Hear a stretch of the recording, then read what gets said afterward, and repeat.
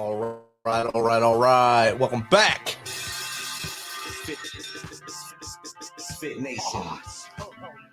If you're a veteran and you're struggling or feel like you are heading towards a path of darkness, stop and think about those who are around you. Think about how they truly value you, how they will miss you. You are not alone. You need to talk to someone. Someone will listen to you. If you feel like you'll be a burden to someone or feel embarrassed, call the hotline at 988 and press option 1. Don't make a permanent solution to a temporary problem. If you're a new listener, thanks for joining us. Please subscribe to our show on your favorite podcast apps. Don't forget to subscribe to our YouTube channel, _Misfit Nation. It's _Misfit Nation. Subscribe and click the bell. This will keep you up to date with our latest news, episodes, and of course the stories of our guests. Speaking of which, our next guest's deep passion is growing grit through purposeful adversity. He believes in the power of community and is working to develop what he refers to as a warrior class. It's really important to him that we only move forward if it's a win-win. He's a huge believer in reciprocity. So without further ado, let's welcome Brad Ritter to the Misfit Nation. Welcome, Brad. What's up, Rich? Thanks for having me on the show, man. It's great to have you here, and we want to learn more about the School of Grit, more about you and everything that you're doing in your I guess in your neck of the woods right now. So if you don't mind, tell us a little bit more about yourself than I just blurbed it out there, from as far back as you want to go to how you had this vision to come up with the School of Grit. Yeah, right on. So my neck of the woods is Indiana. So I'm a born and raised Midwest guy, and family's big with me. I mean, really, at the heart of everything I do is family. And yeah, School of Grit is a passion of mine.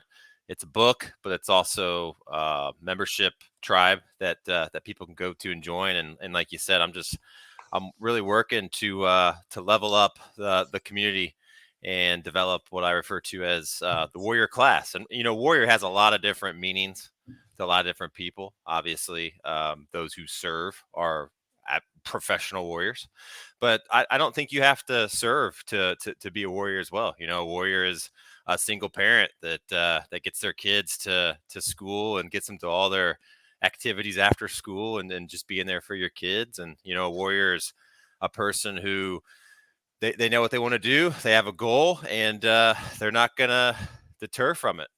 They hit a speed bump, they hit a wall, they're gonna find a way to go around, blow it up, go through it, find a way. So, and the way I teach to do that is through building grit.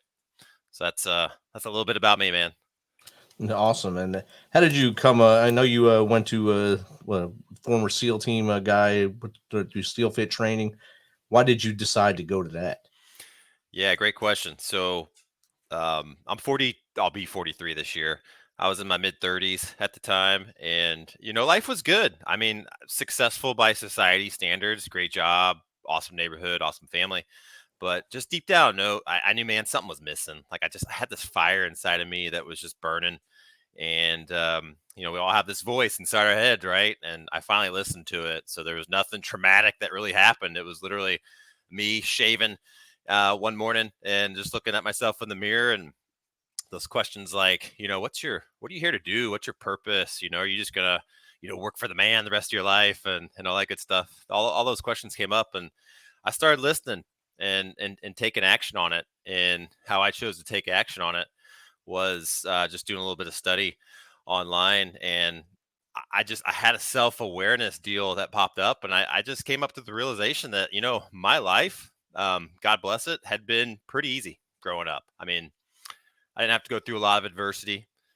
Yeah, I got picked on as a kid, and struggled with the ladies a time or two, that sort of thing. But I mean, I'm talking real adversity. The stuff that you hear motivational speakers talk about.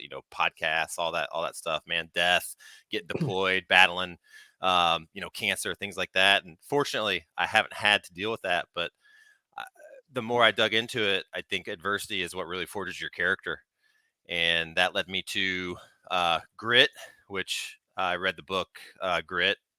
Angela Duckworth wrote the book. It's an awesome book. I don't know if you haven't read it, check it out. That's what really set me on my path. And in her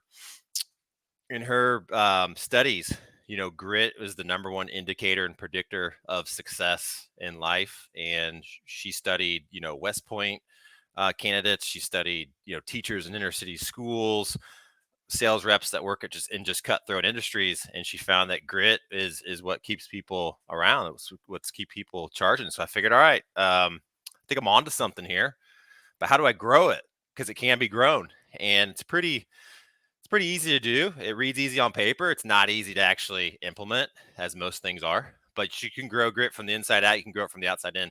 The outside in is, going after an experience or working with a coach or a mentor. And I thought, okay, an experience. That's what I want. And I typed in world's toughest civilian training on YouTube, and up popped this Navy SEAL commando style camp. Right, and I'm a civilian. I got a lot of buddies who are in the military, but when I saw it, I saw what these folks were putting themselves through. I was like, how is this possible? It was based on Hell Week, which for your listeners out there, Navy SEALs go through BUDS, which stands for Basic Underwater Demolition SEAL. I think it's like 6 months worth of training, but there's 1 week inside there called Hell Week where there's literally zero sleep and they're up for like 6 hours, and it's unbelievable what these folks put themselves through. And I said, I want some of that.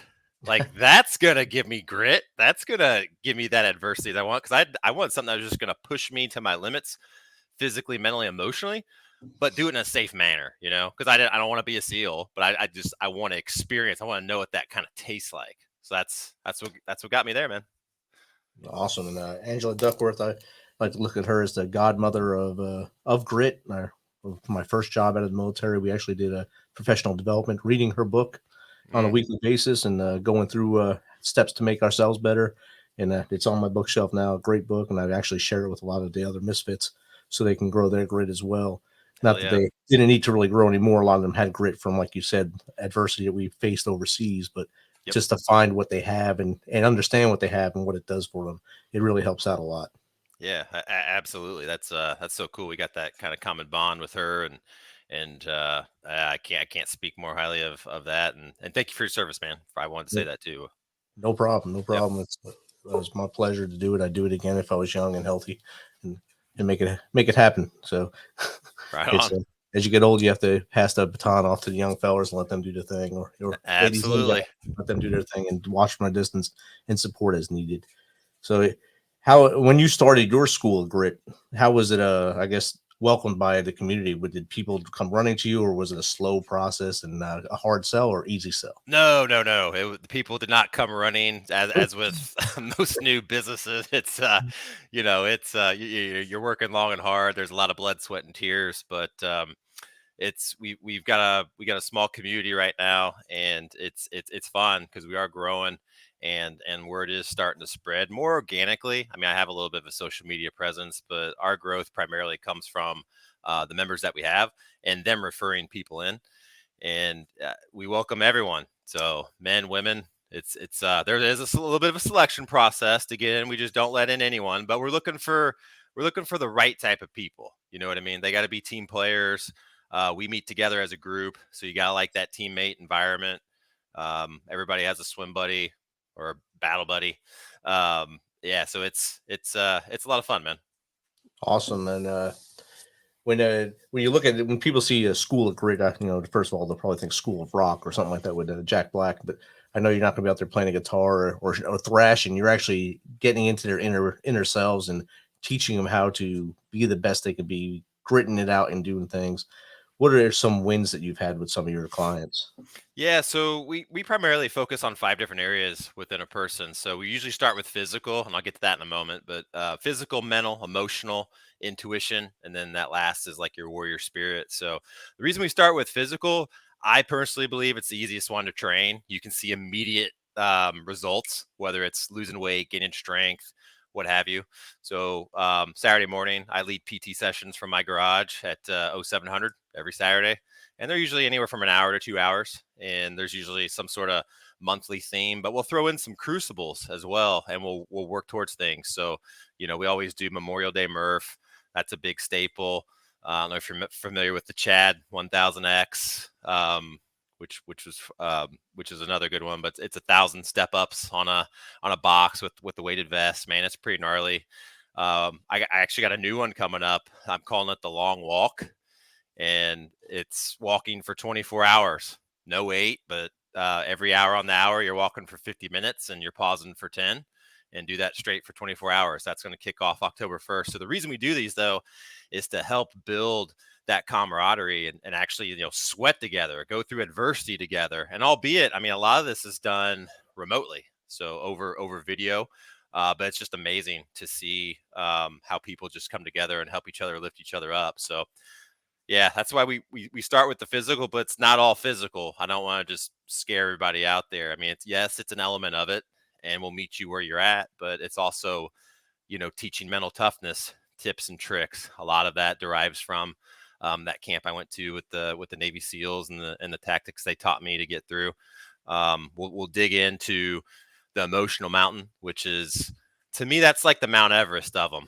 Everybody's got some baggage. Everybody's got some stuff, some skeletons in the closet, if you will. And again, we visit that. We're not saying, I'm not a therapist, so I'm not there to try to solve this, but I keep an open space. You're in the nest, so to speak, when you're in like the School of Grit calls. If you get in and nothing's out of bounds, nothing's off limits, we're there to help each other out. So it's pretty awesome. So it really hits the whole person. It's physical, mental, emotional, and then finally, I did say intuition, but the last piece I want to get to real quick is that warrior spirit, and that's really where we dig in and we look at what I refer to as your 3 Ps: your passions, your principles, and your purpose. Like really talking about, man, what do you think you're here to do? Ultimately. And once people figure that out, it's like, all right, now we're going to hold accountability to it. We're going to hold your feet to the fire and help you achieve that mission. So Now, saying the whole body concept really helps a person develop themselves as a whole thing, a whole unit within themselves, and then they can help their brother and sister on their left and right to also become a whole unit as well. And I think that's a perfect way to get that whole thing going. I like the long walk. I like that idea. 24 hours of walking, 50 minutes on, 10 minutes off. You're walking right now while we're talking, so some viewers might get a little tired watching you, but I guess that's your way of getting something in during the day. That's awesome, and that's it, man. Just yeah, these little things every day. stack the victories. That's what we call Stack them them here. up, brother. That's it. Stack all day long. Uh, I've done the Murph. I never done the Chad 1000X before, so I have to look into that one as well. We just did the Murph with the Travis Manion Foundation this year here Nice. in Clarksville. We had a pretty good turnout. I think it was about 40 people showed up for the live event, so it was pretty cool with our first event, and had them all out there sweating to the oldies and running along the river. So it was good. Outstanding, man. That's nothing like a little sweat just to get the bonding together, because that is a suck fest, man. It does not matter. It's awesome. No one was really smiling a lot at the end, but they were happy.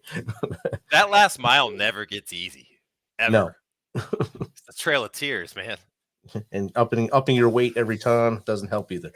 No, not at all. So do you make up other challenges? Or do you always look for other resources to make the challenges?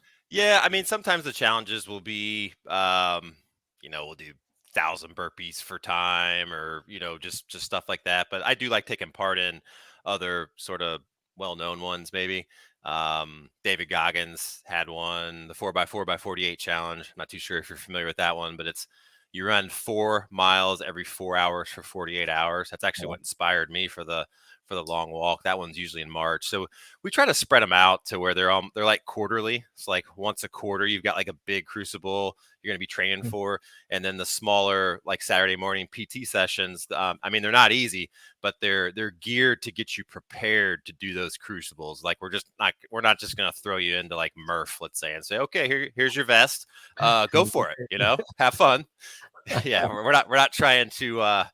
There's a dude I follow. You know who Pat McNamara is by chance? Yes. Love that dude. And he said, man, it's called fitness, not brokenness. And I'm like, outstanding. Absolutely. I love that. Yeah, it's something the military needed to learn while I was in. They've learned now. I think they've gone to a whole different principle of fitness now. So they're actually helping soldiers to last their whole careers without being broken. So it helps out a lot more now. Absolutely. So when do you do virtual, I guess, group meetings, or is it all live, or like a kind of hybrid? So some people can't make the live; they have to be virtual and things like that. Yeah, it's mostly virtual, so you could be literally anywhere in the world, and it's over Zoom. I know we're on StreamYard, but as long as you got a camera, we're good to go. When we meet up early in the morning. So I'm on Eastern time. We meet at 0600 every Wednesday, and we just get together.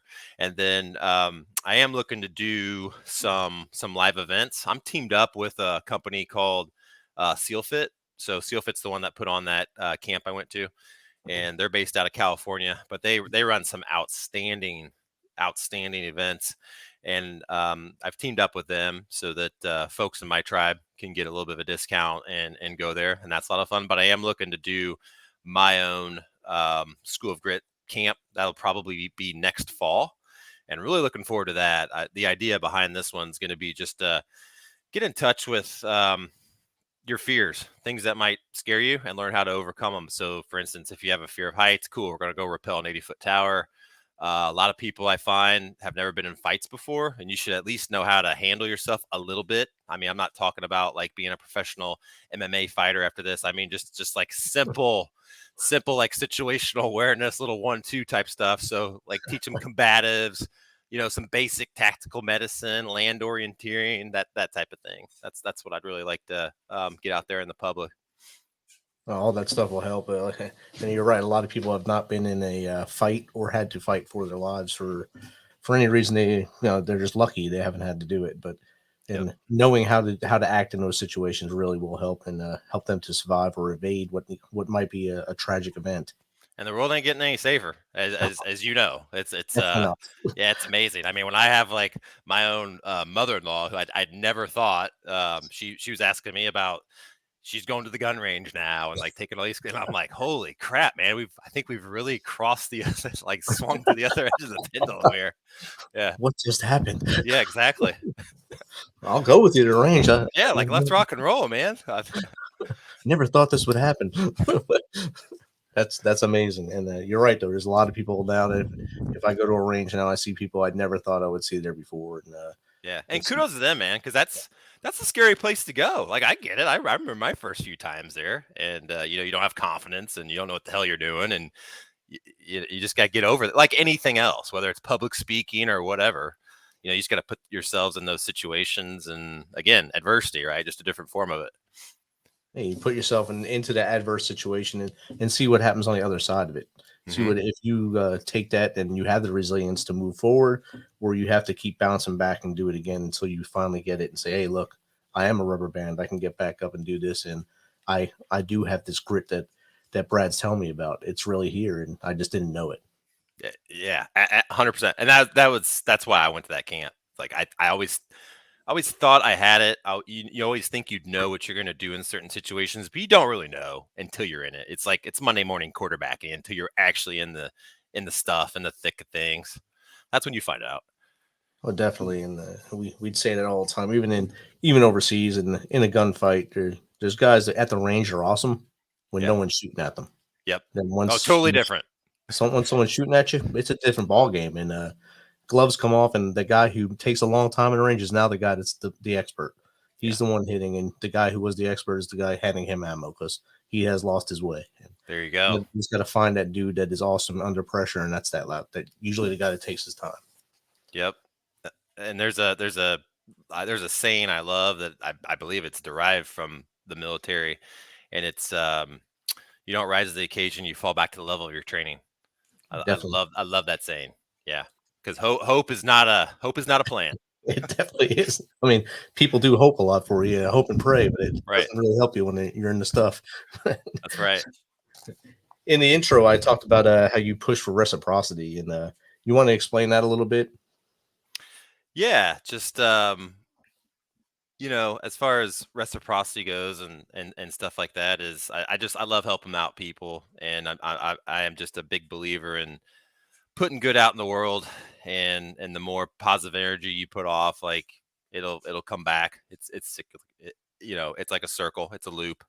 And I wasn't always that like that, man. I was I was pretty selfish, especially in my 20s. I mean, but hey, who probably It wasn't? was But exactly. And you go through these different seasons of your life, and that was one of the big things that I learned out there at that camp was just the true power of a team, man. When a team's really working cohesively, it's just, people will give you some impossible tasks, and yeah, one person just can't do it.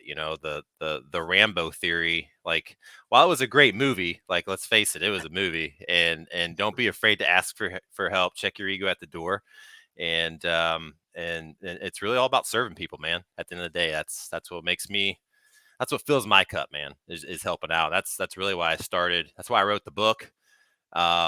And that's why I started the School of Grit membership, was just to find a way to serve others. Let's talk a little bit about your book then. Do you Yeah. have a copy you can reach and hold up or anything? Or Yeah, man. If I don't let's see one fall off off your my, floor. hold on just a second. All right. There it is. I don't have my wireless headset in, and I didn't want to fall off my treadmill. Don't worry, I wouldn't But yeah, it's put right. that on loop. There it Here is we right go. there. There it is. Nice. Yep. I like the cover art too. That's nice. Thanks. Appreciate it. And that can be found everywhere or just online or It's on Amazon. It's in Barnes and Noble. I think it's even in Wally World. So oh. yeah, there's a bunch of different secondary outlets that I'd never even heard of. So yeah, it's definitely around. But yeah, if you just go to Amazon, it's right there. I think it's on sale for 50% off too right now, if I'm not mistaken. So Oh, nice. I know Jeff Bezos must be um, seeing the Feeling sales generous. numbers or something. So we'll see. He's feeling generous this week. Yeah, he's feeling real generous. First the stock split, now 50% on books. That's good. Exactly. So you got your book, you got your business, and you started out. You're strong in your family. So your son Mhm. plays Yep. football, and I'm sure he's a Colts fan by some crazy way. He's a Colts Oh, fan. he's definitely a Colts fan. He's a football fan for sure. He's 8. Oh, I didn't play football. Well, I played 1 year, but I don't really count it. I was a baseball player. Anyway, this year, out of nowhere, he's like, I want to play football, and it's tackle football where we live. Like at that age, I was like, really? You're sure? You're like, yeah, I want to play tackle. All right, cool. I mean, we didn't know how to put on pads, anything, and he's an awesome kid. He has such a smile on his face when he runs off the field and stuff, but he's definitely not the best player on the team, and he's still very timid, I guess you'd say, with the tackling stuff. But man, it's fun to watch, and at first I was like, man, why is he not aggressive? And as a parent, you're like beating yourself up internally on this. what I do? Yeah, what I do wrong? Like I horsed around with him when he was a kid. We wrestled all the time. I mean, we did all this. We did all the stuff, but then it just wasn't translating into the field. And I kid you not, last week, my wife calls me and she's like, "Hey, you got an email from the assistant principal about No, Brody's his name?" And I'm like, "Oh gosh, what's this gonna be?" And she's like, "No, it's good. It's good." So apparently, uh, we do what's called inclusion at the school, where children with special needs will be mainstreamed into the regular classrooms. And anyway, they're at lunch, and some kids grabbed this particular child's lunchbox. He has got autism. I guess my son saw that, immediately went over, interdicted, grabbed the lunchbox from the kids, and gave it back. nice. And I was like, oh, that's it, dude. I don't care about football. Like I want good people, man. That's what we need. We needed this next generation to be awesome leaders and looking out for one another. And that was a big dad moment, man. No doubt. That's outstanding. That's exactly what you teach in your classes at Reciprocity. You taught him to do good even without even trying. You taught him to do good. And you Yep. probably just by your actions, you taught him to do good. And he's seen that his light went on and he went to action. He put a superhero cape on in his mind and went over and did that and basically told the bullies that this isn't going to happen with him around. And that's outstanding. And Congratulations. I don't think, thanks, man. I mean, I gleaming ear to ear with that one. I don't think I would have done that at that age, though. I know I wouldn't have. I would have seen it. I just wouldn't have done anything. You know what I mean? And like inactions, oftentimes the worst decision you can make. So, So yeah. that's hats off to him, and it'll translate to the field. I mean, 8 years old on a football field. It's fun to watch because most of them are that's their first time in Hmm. pads, and they're tiny. And they have these big pads on them. It looks amazing. and they can That's barely move hilarious. them. So it's funny. And then as they grow older, if they pick up the skills, you'll see the development. And right now, it's just hopefully learning the skills and learning the right way to tackle and Yeah. the fundamentals. Yeah, it's all about the fundamentals, and luckily where I live, it's big football heavy high school, and they do a great job teaching, so it is fun to watch. Awesome. So, Brad, if you can give 3 tips to someone that hasn't found their way yet or hasn't found that inner warrior yet, what are those tips you would give them to get out of their own way and find that warrior body? Yeah, I'd say number one is don't be afraid to ask for help. You know what I mean? There's nothing wrong with asking for help. There's coaches, there's mentors, there's communities you can be a part of that probably even focus on that very thing. So just don't be afraid to ask for help. The second would be to sign up for something that's going to put you out of your comfort zone, and it doesn't have to be running a marathon or whatever. It could be going to the local Toastmasters and delivering your first speech, going after an advanced degree, learning an instrument. Just do something. Just do something that's going to push you out of your comfort zone, because that's really where you're going to grow. And that's where you're going to realize, like, oh, I didn't know I could do this. Or maybe even the opposite, like, oh, I really suck at this, but that's okay, because it's all you always learn through adversity. It's the best teacher. And I think the third and final thing would be just to get grounded in some sort of foundations. Have some sort of discipline every day.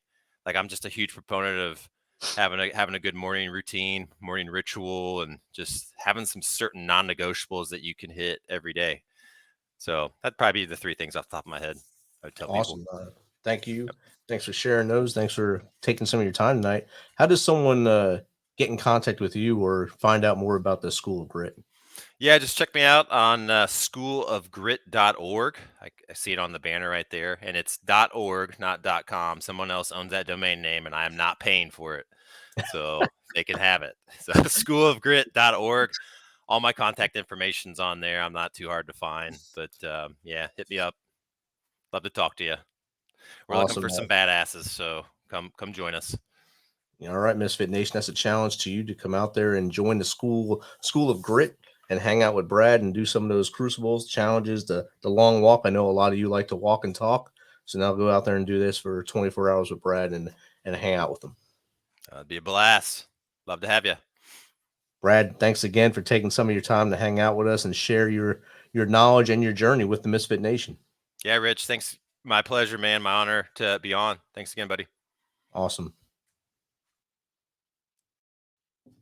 Well, thanks for checking us out and being part of the Misfit Nation. Don't forget to visit our website at themisfitnation.com to catch up on all our episodes and also get some of that cool Misfit Nation gear. As always, be humble, stay hungry, and keep hustling because we are Fit Nation. Awesome.